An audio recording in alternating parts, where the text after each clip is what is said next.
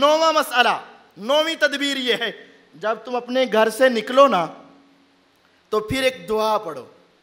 بسم اللہ توکلت علی اللہ لا حول ولا قوت الا باللہ۔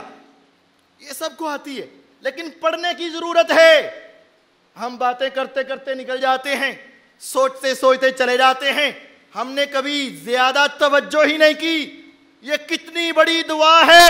پھر یہ کہتے ہیں میرے سامنے سے کالی بلی گزر گئی، قاری صاحب میرے پاؤں کے نیچے سے کالی سری میرے پاؤں کے نیچے آ گئی، قاری صاحب وہ وہاں کسی نے کچھ ماش کی دال، کسی نے کچھ مسور کی دال رکھی تھی میرے پاؤں کے نیچے آ گئی، قاری صاحب کچھ انڈے تھے جو میرے پاؤں کے نیچے آ گئے، لگتا ہے کہ کسی نے جادو کیا تھا اور وہ میرے اوپر پڑ گیا،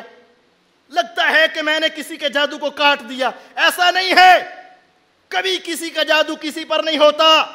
اگر تم یہ دعا پڑھ لو، بسم اللہ توکلت علی اللہ، اے اللہ تیرے نام کے ساتھ میں نے تیرے اوپر توکل کیا ہے، مجھے دنیا کی کوئی فکر نہیں، لا حول ولا قوت الا باللہ، میں جانتا ہوں تیری توفیق کے بغیر کچھ نہیں ہو سکتا۔ جب تم یہ کہتے ہو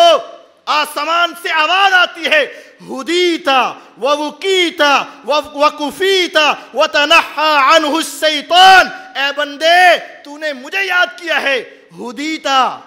اب ساری زندگی تمہیں ہدایت ملتی رہے گی، ووکیتا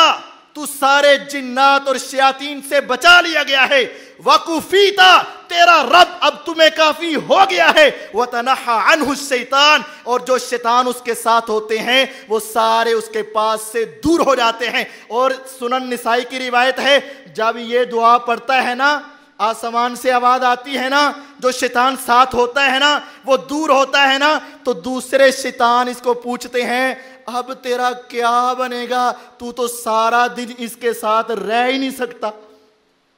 شیطان دوسرے شیطان کو پھر کہتے ہیں اب تیرا کیا بنے گا، تو نے تو سارا دن اس کے ساتھ گزارنا تھا، اس نے یہ دعا پڑھ لی، اب تو اس کے ساتھ نہیں ٹھہر سکتا۔ یہ دعا ہے، یہ پڑھو، کبھی رستے میں تمہیں کچھ نہیں ہوگا، تمہیں کچھ نہیں ہوگا، کوئی جن، کوئی شیطان، کوئی چیز، کوئی چڑیل، رات کا وقت ہو دن کا وقت ہو کچھ بھی ہو جائے، کوئی جنات تمہیں تنگ نہیں کر سکیں گے، شرط یہ ہے کہ یہ دعا تم نے پڑھی ہو۔ اللہ